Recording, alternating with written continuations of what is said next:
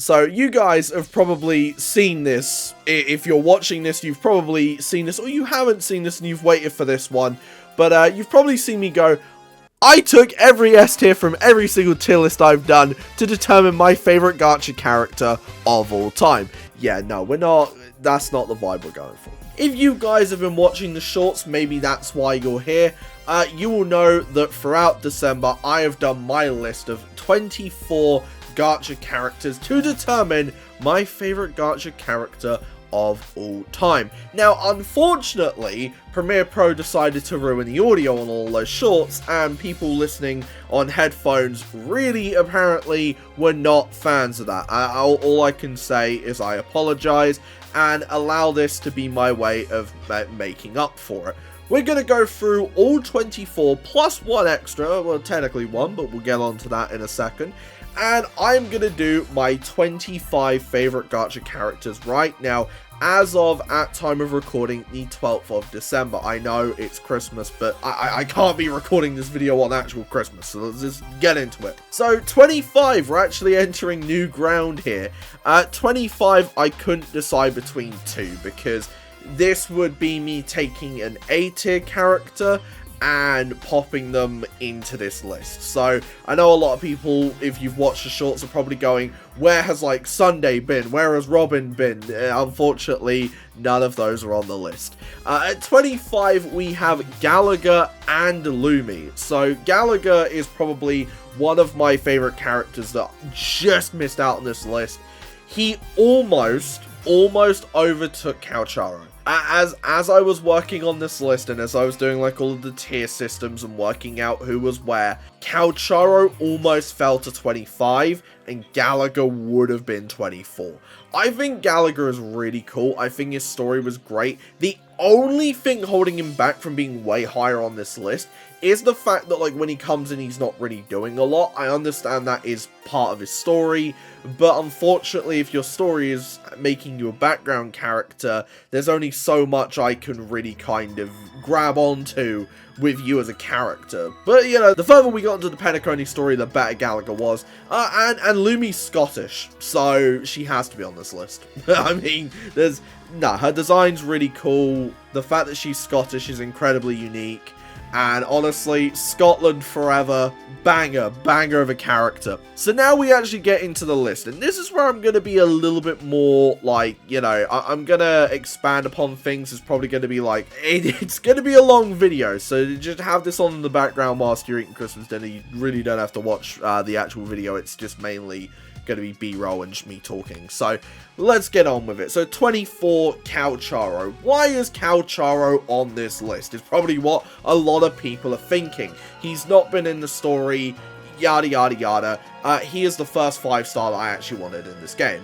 And I think you guys know this, you know, long-time viewers of the channel will know that when Wuthering Waves was coming out, I said that I wanted either Calcharo or Janjin. And that was it, right? I ended up getting Janjin, which I'm really cool with. I haven't really used her, but her design's sick. She's another one that just missed out on this list as well. But Calcharo was the character I really wanted. I ended up using my 5-star to get Calcharo, and then changed my targeted convene to Verena, because I knew I was going to need Verena. I know, crazy, not on this list, but she's like the second best healer in the game now, apart from Shorekeeper, who I don't have. But no, Calcharo's design's really good, right? Like, I know people are gonna say he's just Sephiroth, but like, is that really a problem? Like, is Calcharo just being Sephiroth that big of an issue? I mean, like, I really like his look. He's got like this whole tacit Discord kind of infection type vibe to him, I think. It'd be really interesting if he was in the story, alright? Like, Calcharo would probably be way higher up on this list if he was actually just in the story, because design can only take you so far, and I genuinely think that Calcharo would be probably top 15, maybe even top 10 if he was in the story, but unfortunately, he is there at 24 because he's just not been there, right? Like, I really like how he plays, even though he's getting power crept literally anytime someone sneezes and becomes a DPS, which is really annoying. I know some people don't like how he plays, but I really like the Calcharo style.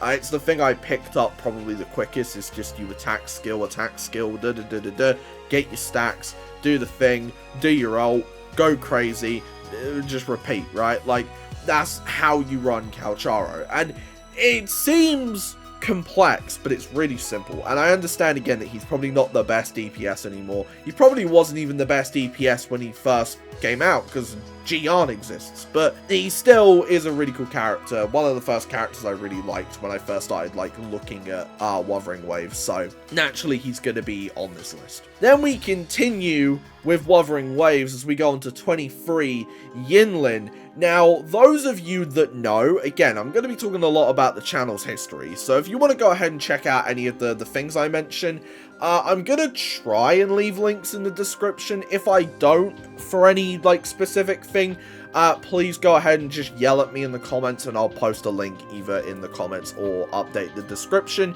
The Yinlin story quest, the companion quest, was really good, and it let me know that Wuthering Waves was going to cook with this stuff. Little did I know how well they were going to cook in the future, which, you know, that's why some of the characters are so high up further down the list. But Yinlin was one of those characters who I liked design-wise. I thought she was cool. I really liked the vibe, but her design wasn't, like, incredible. I did put her in S tier, but again, you know, that would have gone down if it weren't for the companion quest. I think her quest is sick. It really showed a lot about who Yinlin is as a character, and as a result, I do think that her being in this list is fair. I'm gonna keep it real. Still, at time of recording, I haven't gone through everything 1.4 of Wuthering Waves has to offer. I know she's in there somewhere, I think, but I don't think it's going to be enough that would move her either up or down, to be completely honest with you. I wish that she was a better character, because we got to play, like, as her for a little bit, and, I don't know, she feels a bit clunky for my liking, so even though she's on the rerun at the moment, I will not be getting her. You know, it just is what it is. Maybe that's what's bringing her down a little bit, I don't know, but hey, maybe if we got more Yinlin in the story, that'd be cool as well. So now we get into our first Star Rail character of the list, in the form of Acheron at 22. Now, there were some people who were commenting, being like, whoa, Acheron being this low is crazy, right? And I get it, right? Acheron would have been higher if she wasn't power crept. I know I talk about my favorite characters and my favorite characters for a reason. Acheron is partly because she was bulked as hell when she first came out. I probably wouldn't have pulled for her if she wasn't as bulked. Her design's great, do not get me wrong. If this was just purely design, she probably would go down to maybe, like, 20, I don't know, she'd maybe go a couple places lower, but I really don't think that Acheron's like, oh my god, she's the greatest character of all time, but she's not bad either. Her roles in the story are great, her design's good. Again, I just think I'm a little bit bitter about the fact that you know, I was like, hey, Acheron's gonna be great, and she still is great, right? Like, she's still a good character if we're gonna even go down the meta route. Like, Acheron is still brilliant, but it's just like, you know, hey, if you're gonna get power crept that quickly when people are like, you're gonna be balked, yeah, unfortunately, you are gonna fall down a little bit. But again, right, like, she's still in the top 25. That's still great, you know. There's not really much to say about Acheron, right? I really like her aesthetic. I really do. Just like the whole, like, void stuff and, like, the nihility thing and, like, all of that. It is really cool. So she's an emanator of nihility. The emanator thing is interesting, but it's, you know, I don't know. It felt a little bit confusing at the time. The fact that they make Acheron's backstory just so ambiguous is also a little bit annoying. Like, I understand, again, like, she is meant to be a character surrounded in mystery, but eventually you've got to drop all the mysterious coding, and you've just got to spell it out to an audience, right? Because, like, I basically get it. She's an emanator of nihility, yada yada, right? Like, mate, I tell you, Acheron lore is weird. It's probably why she's 22 on this list. Let's be real here. Then we get into Zenless territory, because I think for the next 4 of them are Zenless, 1 of them's Wuthering, but let's just get into it. Number 21, Billy Kid, the character that got me into Zenless Zone Zero. There is another character a little bit further down, but there's 2 that also got me into Zenless, and we'll get onto those when we get onto those.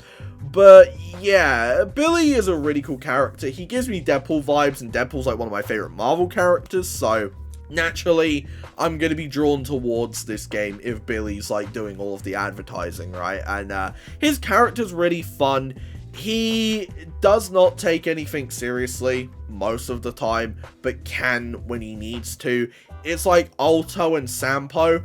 I just kind of wish we gave Billy this one really serious thing, because Sampo kind of has that, and it's starting to go to that direction.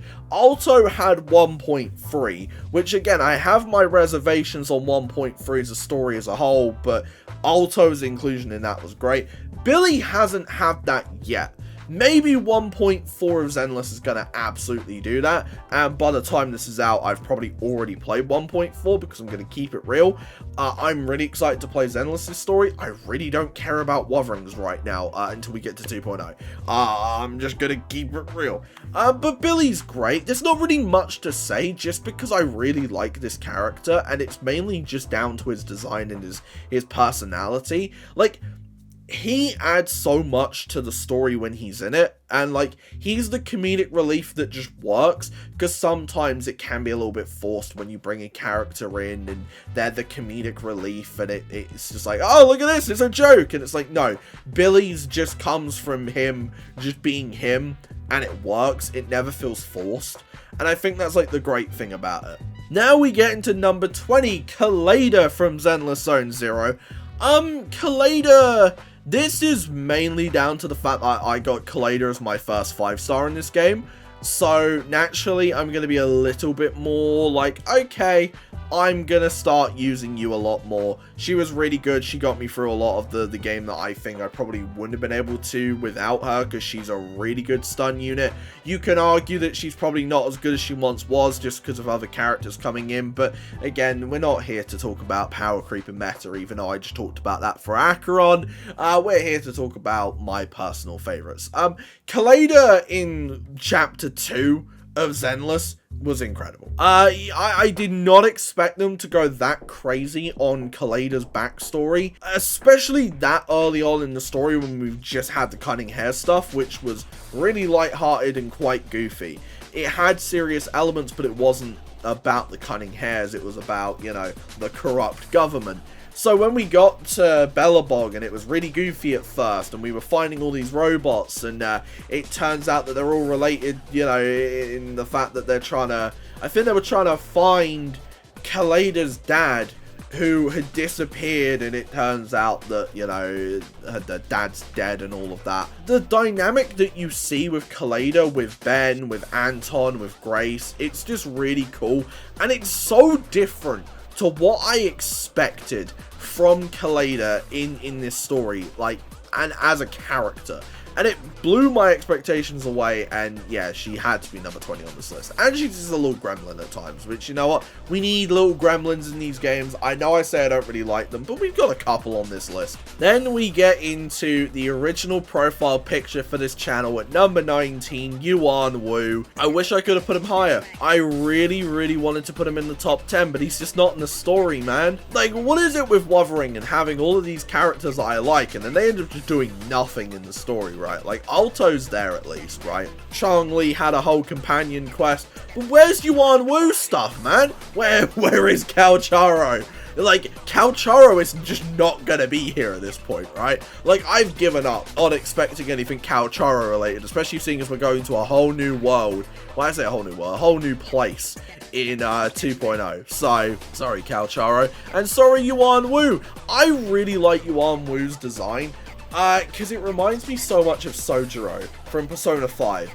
And Sojiro is my favorite character in Persona 5. I'm not even joking about that. Sojiro is really, really cool. I think he's really good. And, yeah, no, he's a great character. I actually didn't quite like Sojiro when I first played Persona. Maybe that is something I could talk about on this channel at some point. This is Persona 5.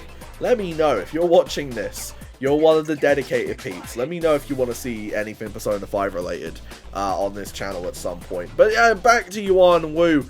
There's really not much to say. He just gets to number 19 on design, right? Like, his design's sick. It's the kind of design that I really like. And as a result, he's number 19. There's not really much else to say about him, right? I know I said that when I was doing this video that 1 minute wasn't going to do a lot of these characters justice, and that is the truth, right? But for Yuan Wu, unfortunately, there really isn't much else to talk about other than I just really like his design, and I wish he was in the story.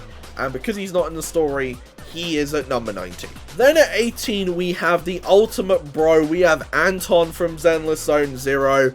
I really like Anton. Look, you can sit there and you can tell me that he's not a good DPS character and that I shouldn't still be using him when I've got, like, Ellen and this and that. I don't care. Anton is the bro, and I will continue to use him for as long as humanly possible. Is that a good thing? Is that a wise thing for me to do? No, but he is a really cool character. You know, Chapter 2, I say this, made me way bigger fan, like, a way bigger fan of Belobog Heavy Industries than I think I probably would have been, you know, had I have not played that story, right? I already liked Ben, I already liked Grace, and Anton was pretty cool, and Clayda was a really cool design. But they're, like, in the story, they just shot up, right? And they're all in the top 25. You guys know this by now. I just think that Anton, there's not really much to say about his character other than just he's the bro, right? He's your stereotypical construction worker that's like a really cool guy. So, yeah, there's that. Then at number 17, we have Lighter from Zenless Zone Zero, another Zenless character. Lighter is literally just designing character. I don't have him yet. By the time this is out, I've either got him or I just kind of bit the bullet and just said, I'll just wait for him to rerun because I think the reruns are coming soon. So, Lighter, I really like his character. I did his, I don't want to say companion quest in 1.3 of Zenless, but basically I just did like his quest thing, and that was really good. I think it was fun. I just think the Lighter's sick, and there's not really much else to say other than just his design's really cool. I really like his voice acting. His voice acting's really good. I like his, I just like his overall vibe and his overall aesthetic. And just from being able to play as him in some of the events, he is a really fun character, which is why I want to get him. You know, it ain't about the meta for me. Like, I'm just like, he's a cool character, so I want to use him. So, yeah, I mean, he's in number 17. Maybe he'll go up the list a little bit soon. I don't know, right? If I get him, he'll probably shoot up to like top 10. I don't know. This is how I roll. Then at number 16, we have Black Swan from Honkai Star Rail. Now, I think I said this in my short. This is like probably the biggest tonal shift because, yeah, sure, I have Acheron and I have Yinlin on this list, but a lot of my picks were just dudes, right? Black Swan is such a sick design, and I don't know. I don't know what it is about Black Swan's design, but it just works, right? Like, it's just so sick. It's so cool. And, like, I couldn't not put her on this list. I didn't think she was going to be number 16. I won't lie. Maybe I'm being incredibly biased because I got a E1. And I got both of those in one 10 pool. We're not going to talk about how much pity I had to go through before I got 2 Black Swans. But, she's really cool. I wish DOT was better. I'm gonna die on the hill that they need to make DOT better just because of, just for me personally. So, yeah, I mean, I'm always gonna say that. But Black Swan's really cool. Her role in the story is really sick as well. And in all honesty, I mean, how can she not be on this list? Let's be real here. You know, again, DOT, Nihility, I don't know, man. She's just got the vibe of just, like, such a sick character. And she's Nihility in Star Rail, which, yeah, is an instant win in my book. Unless you're, like, Gacha. Nah, not even Gacha. Gacha's sick, right? Like, he's really cool. Not on the top 25, but he's still really cool. But no, Black Swan, really, really cool. Then we get the Welt! Number 15, Welt. I love Welt. Look, right. Welt, again, I say this every time I bring up Welt. This is a design. If he was in just a regular RPG, not a gacha game, where you get to just pick who you want, you don't have to spend money or pull to get characters that you want. If he was just in a game, I would max this man out, get him all of the best stats, all of the best equipment, and he would be the character that I would use the most. I think Welt is great, and I know some people don't really like his design. They think it's a little basic, they think it's a bit but Welt to me is a really cool design. I think his character's great too. People were saying that his lore is great. I only know the Star Rail lore. I'm not gonna sit here and pretend like I know a lot about Welt from Honkai Impact 3rd, because I'm going to keep it real, I only know that he is in both, and in Honkai Impact 3rd some things happen to certain characters, so that's really all I know. But Welt's sick. I used my 300 for him because I said, here's the deal, if I get either Himiko or if I got Himiko, I was going to get Welt. If I got Himiko's light cone, I was going to get Himiko with my 300. If I got Welt's light cone, I was 1000% going to get Welt. And if I didn't get anything to do with Himiko, then I would have got Welt. Or if I got Welt, then I would have used him. My 300 on Himiko, but it is what it is. And then we get into number 14, Jane Doe from Zenless Zone Zero. Look, okay, there are two categories of people who like Jane Doe. The people who understand how good Anomaly is, and the people who just like rat women, okay? I am an Anomaly person. There are some people in the middle. I mean, there is, I'm gonna say it.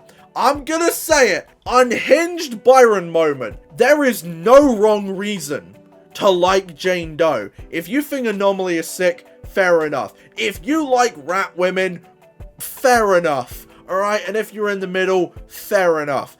Based regardless. Alright, Jane Doe's design's really cool, but it's her character that really got me interested in Jane Doe beyond just being a character that's balked beyond belief. I think she's sick, right? Like, I get that people are gonna go, she's very, like, seductive, and, you know, she's a manipulator, and yada yada, and there are gonna be people who are gonna do the bloody Yugi gif of it should have been me, not him. Me, personally, I just think it's a really well-written character.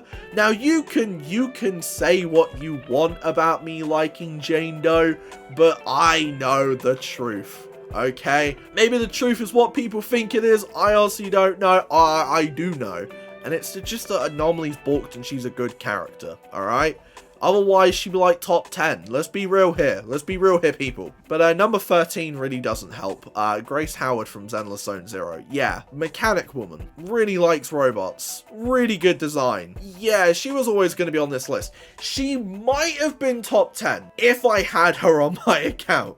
Okay, because there was a really, really difficult choice here with 13, 12, 11, and 10. They really could all be interchanged, and I really don't think I would mind that much. Maybe 10 would be a little bit disputed, but in all honesty, I do think that 13, 12, and 11 technically are all the same number to me. in terms of, like, you could switch these 3 around and I don't think I would have a problem. I think Grace is really cool. She's funny, but her design is also just incredible. I know people are going to go, it's a little bit bland, it's a little bit basic. I don't really mind. I think her design's really cool. You know, when I used to watch My Hero Academia, I only really watched it till probably like halfway through season 2. What was it? Mei Hatsumi or something from there. Hang on, let me have a little look. Yeah. Mei Hatsumi was I liked her character. I thought she was really cool. So mechanic characters, I guess, are my kind of thing, right? I just like mechanic characters. If we get to the point where there's a mechanic man, I like Enzo. Enzo's a really cool NPC in Zenless, right? Like, he's really cool. Maybe it's just mechanic characters that I like. But no, Grace's role in the story is really cool. She kind of brings Kaleda down a little bit, not in like a bad way, but like brings her back down to reality. And Kaleda kind of does the same with Grace, and they kind of have like that sort of like dynamic, and that's really cool. But Grace is really, really cool. And then we get into number 12, Encore from Wuthering Waves. I did not expect Encore to be on the top 25. If you asked me before Wuthering came out, if you said to me, do you think Encore would be in your top 25 favorite gacha characters of all time, I would have laughed in your face. Because her design, bar for bar, beat for beat, is probably like everything I don't like in a character. But Encore is such a fun character that I can ignore all of that and just go, she's a funny little gremlin with little woolly minions, right? Basically, she's got fellas, and that's always a bonus. No, but like Encore genuinely has such a cool character. She is genuinely just like a miscreant gremlin who eats poisonous mushrooms, who will rat out Alto for whatever it is he's doing, and also has a lot of deep under-seated emotional trauma. Thank you, Kuro, for adding in such an emotional element to Encore's character.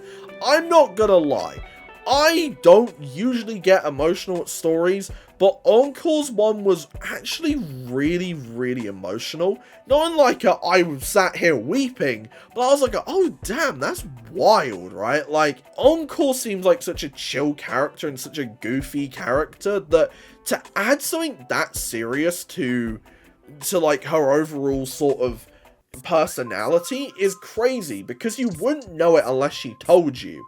And I feel like that adds something to what Encore is and who Encore is as a character. That's why I'm saying that she could have been number 11, or Grace could have been, or number 11 could have been number 11, you know. It really all depends on the day. I think I'm still very happy with this list, just as a side note. Then we get into Dr. Veritas Ratio at number 11. He was free, so naturally I get to use him, and meta takes aside, I think Ratio is a fantastic character. I think I said it in the short, he is a dick, he's an absolute dick, he's an intelligent dick who really wants you to know that he is smarter than you. He's like the MJF of Honkai Star Rail. He's better than you, and you know it. He is so funny. Like, the fact that he will just go into a room, and it's just like, he hits you with those fun bug facts. You dumb fucking cretin, you fucking fool, absolute fucking buffoon, you bumbling idiot, fuck you. That's Dr. Ratio. That is Dr. Ratio to a T, and I just really like characters like that. Maybe he'd be higher up if he was in the story a little bit more. I know he was in Penacony, which I like. I constantly just absolutely go nuts about the Penacony story. I have my reservations about the Penacony story, don't get me wrong, and I really want to be able to talk about that, but I've got to figure out how to do that. Ratio's really cool. Again, just the fact that he has that sort of like intelligence complex and like that superiority complex, it just adds so much to like everything. Like, he had the mysteries of Penacony solved and chose to tell no one except for Aventurine on his basically on his last legs. So, you know, Always going to be cool. So at number 10, we have Aventurine. And I said this in the short, and I mean this. When I first saw Aventurine, I was like, this is the easiest skip character of my life. Bro is so annoying. Bro is just a douche, right? He's like, I don't know, it's weird. He's a douche like Dr. Ratio, which would make people go, Byron would love him. I really didn't like him. I thought he was pretentious, and I thought he was just a bit too contrived, right? Is kind of the terminology I use. But then you actually do the Penacony story, and you witness everything he's gone through to get to where he is, and suddenly you're like, oh, okay, it makes sense now. It also helps that he's incredibly balked, and is probably one of, if not, here's where arguments ensue. I start talking meta and people go, you're wrong, so I don't talk about meta. He is probably one of the best, if not the best, sustained in the game. I know he's a little bit bugged at the moment. I've not really experienced any issues. I am going to say it, if I can't get past anything at the moment, I am going to blame it on that Aventurine bug. I'm just going to say it. It's fine until it's no longer fine. Trust me. But no, like, just a character, his design's great, I said it, he's a gambling man. There's a bit of a running joke where, for a lot of the time where I was playing Final Fantasy XIV, I don't really play it all that much anymore. I haven't played it in like a year, maybe even longer than that. I genuinely can't remember the last time I touched the game.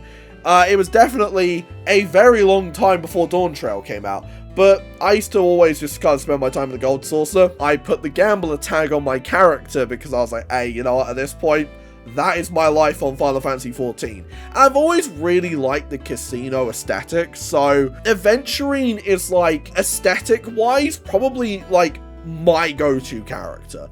Like, he is a really cool design. I like the eyes, I like the color scheme, I like everything. It's quite unique as well, right? I just like his backstory, his character, all of that.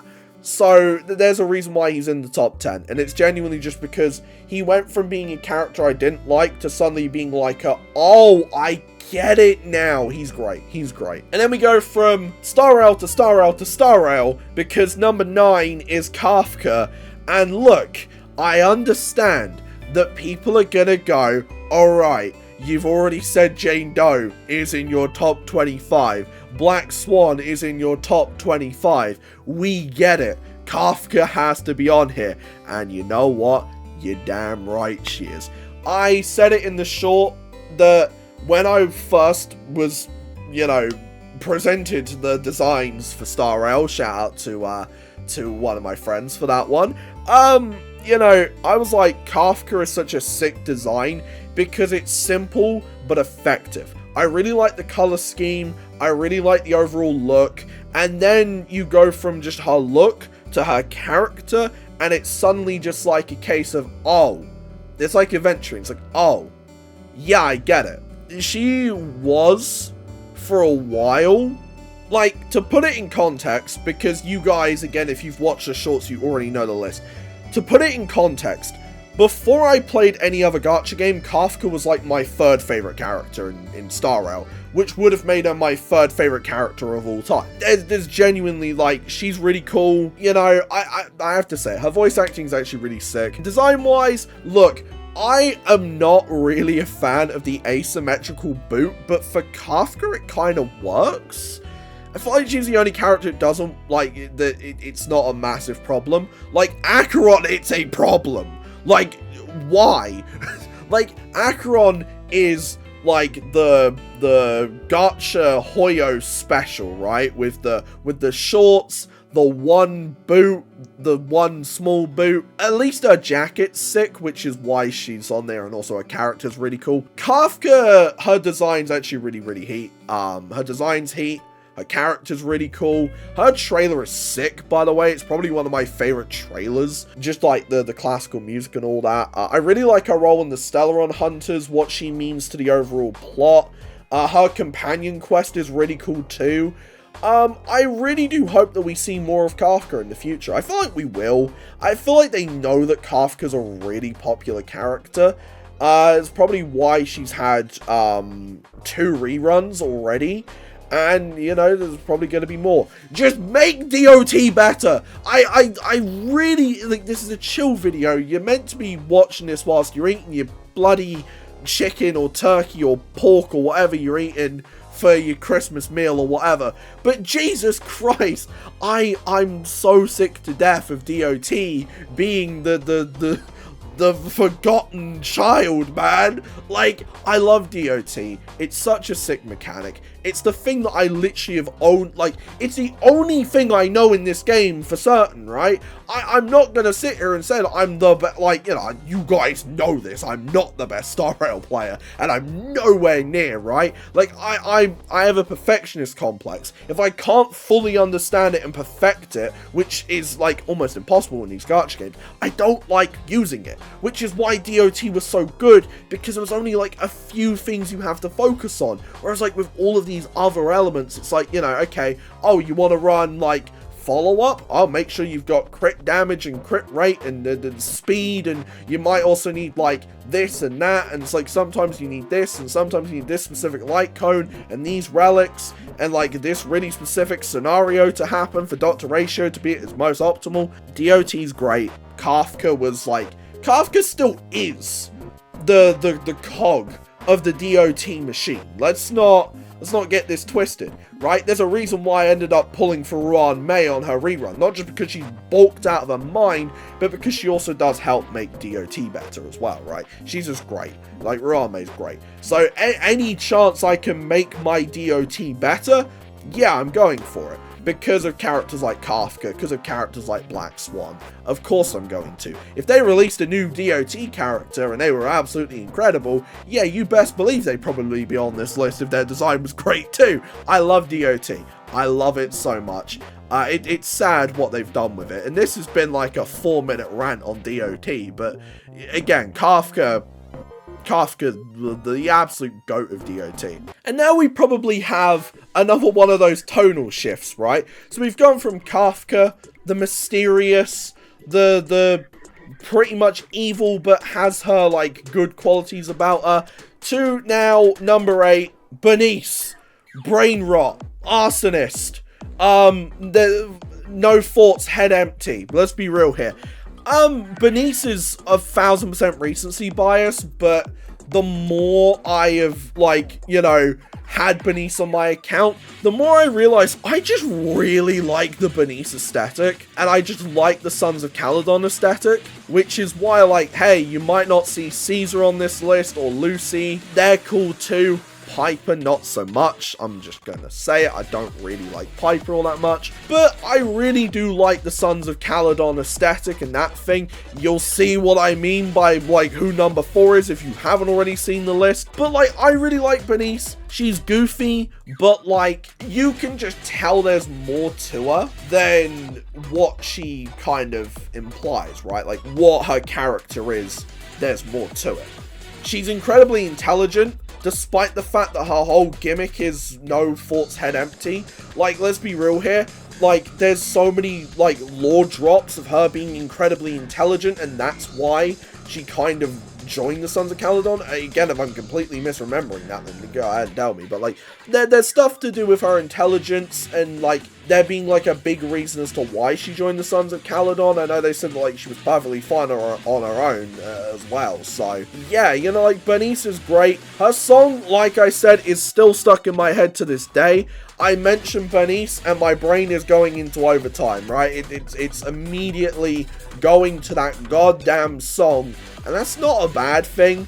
Let's not get it twisted. That's not necessarily a bad thing. Yeah, she's someone that's helped my account out a lot. I've still yet to do the simulated battle trials. That is something I want to do, and if I have done it the week before this comes out, you will see it before the new year. Trust me. I kind of want to see just how good I am at Zenless, because I feel like I'm decent at the game. I really do. But like, I was like, oh, I'm decent at Star Rail, right? But to be fair, I don't have Boot Hill or Firefly or anything.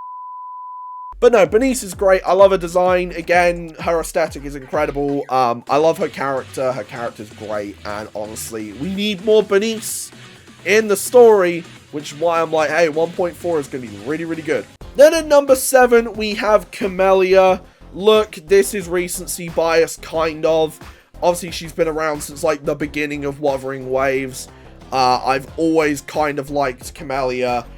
I just didn't know that Camellia would be this low down on the list, like, this close to number 1. Her design is really cool. Her character is really cool, too. Her playstyle, whilst a little bit, you know, it can be a little bit annoying and trying to figure everything out can be a bit of a chore, it's really fun.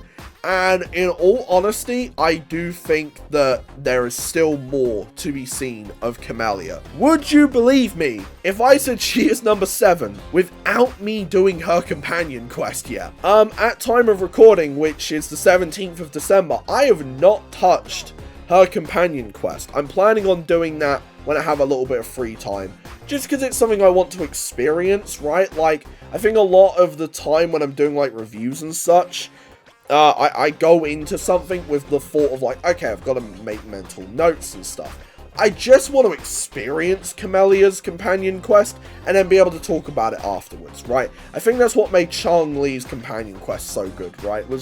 I think I ended up recording that entire thing, but I ended up not posting it because I was like, it's so good, words cannot describe that. But Camellia's great, and I'm sure her companion quest is gonna maybe push her up higher. I don't even know, right? Like, if she's number 7 already, where the hell does she go afterwards? I don't know. Number 6, we have another Wuthering Waves character in the form of Alto.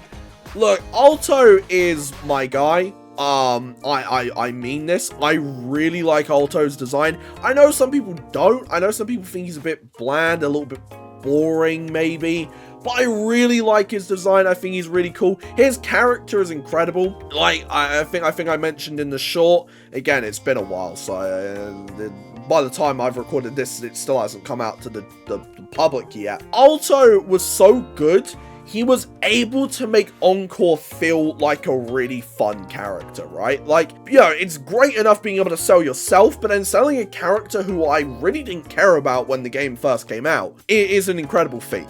Alto's great. I love his, like, you know, his ability to change his mood in a way and change the way he presents himself to get what he needs to get. I will, and I've said this, I will make him a main DPS. I just need to find the right gun for him, because I don't think Static Mist is going to do it. I know I could do it with Static Mist, but I want a better gun. All right, that's what I'm looking for, is a better gun to, yeah, you know, just, make him the most bulked DPS I can possibly make him. I'm just trying to figure it out, right? Because, like, I really like Alto, I really want to make him work, and I will one day. There's not really much else to say about Alto, right? Like, when I really like a character, I'm just gonna go, I really like this character, and I'm gonna use them until the end of time, right? Like, that's kind of it. At number 5, we have the man, the myth, the con man legend, Sampo Koski.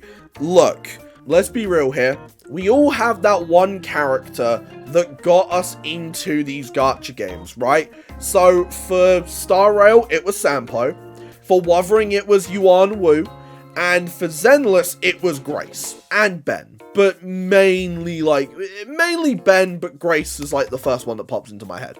Sampo was that for Star Rail. I just love goofy dudes, right? Like, goofy characters are, like, some of my favorites, and Sampo exudes that to an insane degree, right? Like, I know we've already had this discussion about Emanators, and I don't want to hear no spoilers. I know people are saying, how do we know he's not an Emanator of Elation? I don't know. Would that make him a 5-star? If it does, that's the only reason I would care about that. I'm gonna keep it real with you. I want this man to be better so bad, right? And he is a DOT character, so you can understand my pain with this goddamn game right now. A lot of my favorite characters are DOT, and DOT is such a dead format in Star Rail. God damn it, man. God damn it. But no, Sampo's great. His design's sick. His voice acting is top notch. It's probably one of my favorite probably one of my favorite voice actors, like, in general, when it comes to these games. I really like Sampo's voice actor. I love the fact that he came back for Penacony. I don't remember if that was spoiled for me, because I don't remember if I watched any of the trailers. I knew Sampo was around, because of course you know Sampo's around, right? Like, that's just how it is. But I didn't know what he was going to do, and what he did in the Penacony story was great. I want to see more of him, alright? 3.0 maybe. He finds a way onto the new planet. That would be kind of funny. But we will see.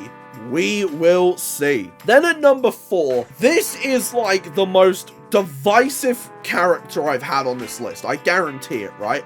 I know people are going to go, oh, but you didn't have this character or this character. I have Pompey at number 4, an NPC, and I'm going to tell you why. Because if he was playable and I didn't get that man in a 50-50, I would have swiped for him. I don't even have no money. I would have swiped. I would have found a way. Trust me.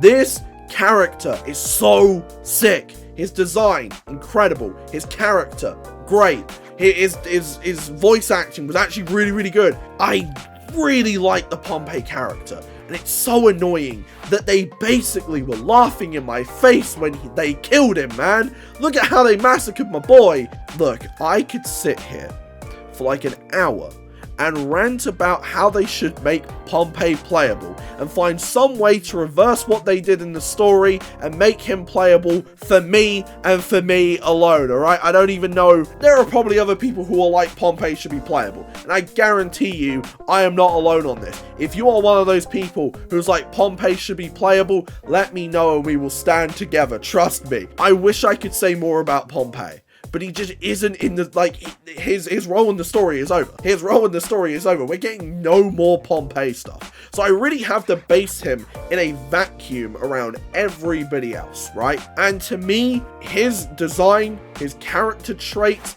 his voice acting, like, just his stature in the story, and just like a would I pull for him if he was playable, there's no way I wouldn't find myself doing this list without having him at least number 5, right? It was so difficult to choose between him and Sampo. This is recency bias, I guarantee it, but I had to put him in 4 just because I'm so annoyed that he's not playable. And I think just having this rage in my heart for him not being playable means that he should be in that top 5 category. So for the top 3, what I decided to do before I even started this list, I was like, 3, 2, and 1 are going to be 1 Zenless, 1 Wuthering, 1 Star Rail character. In any order, based on who I prefer, right? I knew I was going to do that going into this. And I did think about going, so like, 4 to 6 would be 1 Zenless, 1 Star Rail, 1 Wuthering, etc. But I was like, no, because then that kind of like limits me to like who can go where. But I knew that the top 3 were going to be my favorite character from each game put to the absolute test. And at number 3 was Ben from Zenless Zone Zero. I love Ben. He's just a guy. He's just a he's just a fella.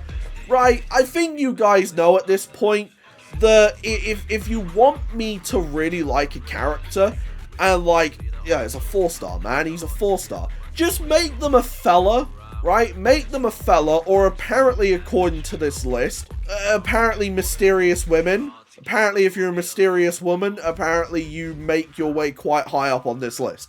But Ben is great. I did his trust event because I was like, hey, Ben was the character that got me into this game. I am gonna make sure that I know everything about Ben. I tried building up Ben. There's still a way to do it. I guarantee you there's a way to do it.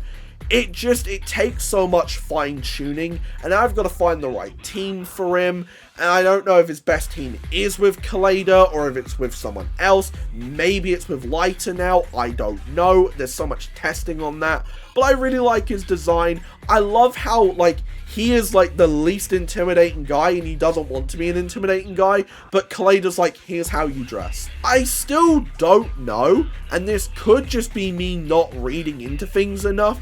I still don't fully know why he only has one eye, but hey, it makes him look intimidating. Maybe that's why. I think that's kind of the catalyst for Kaleda being like, you need to be intimidating, you only have one eye. But no, I really like Ben. His playstyle is actually really fun. I know some people think like, oh, he's incredibly slow, so like he's really not going to be that useful. He actually really is. I like his design.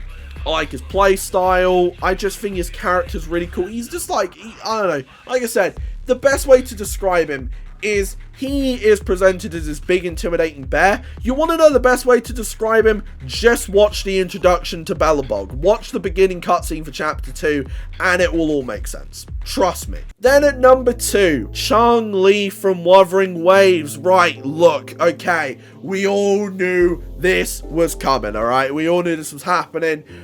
I think you guys knew the top 2 after I said Ben. Now you know who number 1 is as well. So, like, you know, Chang-Li, there has never been a more, this is a character I didn't think I was gonna like, why do I like them, vibe, when I did the character, like, when I was talking about, like, oh my god, they've been revealed. I was like, Chang-Li's design, I don't know, man. A lot of people say there's something missing, some people say it's, you know, there's 2 ends of the spectrum. Either Chang-Li really isn't all that, or Chang-Li's one of the best designed characters of all time. And my brain apparently would not let me choose that. My brain just went, we're on that side. Chang-Li is great. Her voice is so good. I really, really like her in the story. I think she wouldn't be this high up on the list if her companion quest wasn't like one of the best quests in any gacha game I've ever played. And I will stand by that. I will stand by that. Chang-Li is such a fun character to play. Her character is so cool. She is genuinely just, I don't know, she is genuinely just one of those characters that, like, I was like, I have to pull for her. I skipped Jian, I almost got Yinlin, but missed the 50-50, and at that point I said, okay, I'm just going to save up for Chang-Li. I got S1 and Weapon, so I am very much with a very good built Chang-Li. I pride myself on having a good built Chang-Li. Right, I know people go, she's a quick swap DPS or a sub DPS, she's a main DPS to me, guys. And I'm getting through content in Wuthering pretty well, so, you know, I'm just gonna say it. Look, Chang-Li is great. It's gonna be rough, because I don't need her. I don't need any more copies of her. But I do have a guarantee on Wuthering. I do have a guarantee, because of the double Camellia pull, which led to Verena. I know I don't need more copies of Chang-Li. I know she's probably going to come out around about sort of time that Brant or Zani are coming out, which means, you know, I'm saving up for both of those. So I don't get any more copies of Chang-Li unless I get incredibly lucky, but, you know, Chang-Li's a great character. Number 2 on this list. And then we get on to number 1. Alright, let's just do it. Topaz, Star Rail. If Sampo is the character that got me into Star Rail, Topaz is the reason why I'm still playing it to this day. And that is because I was told, you need a DPS, get Jingliu, which at the time, fair enough, right? Jingliu was cracked, right? Let's not say that that was an ill-advised move. I still really appreciate the fact that I was advised to get Jingliu because I started playing the game when she came out. I then saved up every single summon after that to get Topaz, and I got Bronya. So I had to wait for Topaz to come out again, and she comes out whilst Robin is out. And the problem is I needed Robin for some of my teams because I was running Dr. Ratio at this time.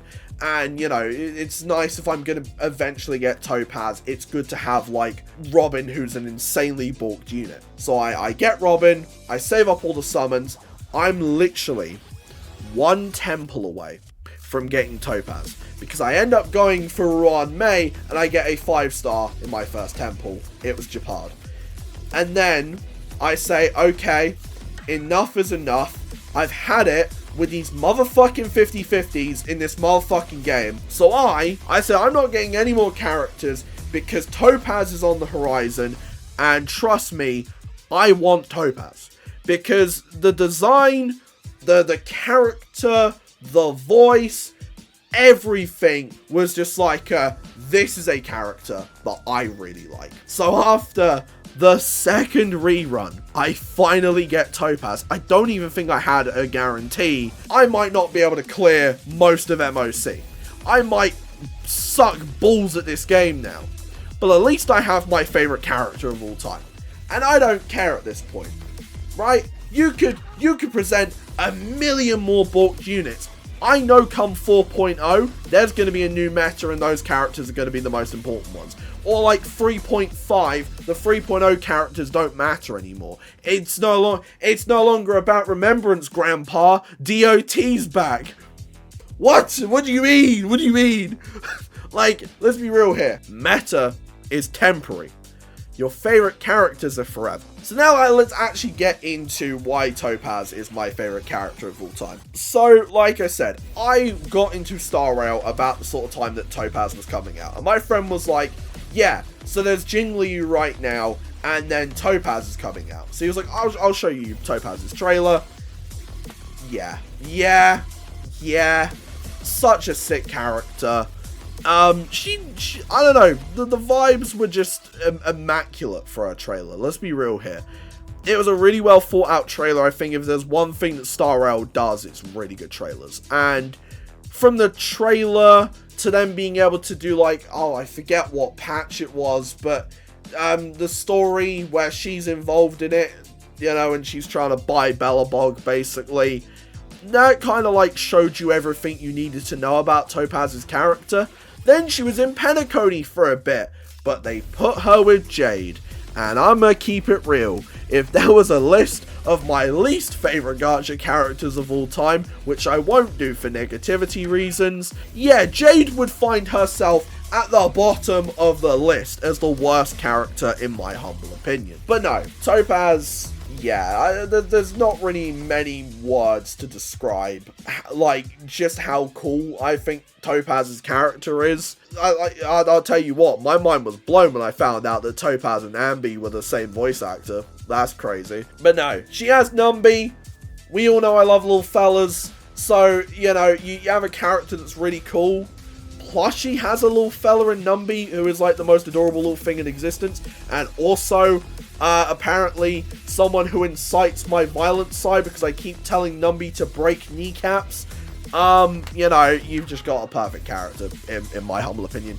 Topaz is, like, as close to a perfect character that I think a gacha game has gotten to. You know, like, maybe if Pompey was playable, he would be, like, #1 right now, but let's not get into semantics here. Let's not do that. But no, I'm really happy with this list of 25. This definitely took a lot of time to figure out. And even coming up with the 25th, which was taking all of the A tiers and popping them on, like, you know, basically doing the same process to determine who the top one was. I couldn't even do one. So I had to end up splitting it up, having 2 characters there. And yeah, man, you know, grill me on this list if you want. I don't really care. This is my personal opinion.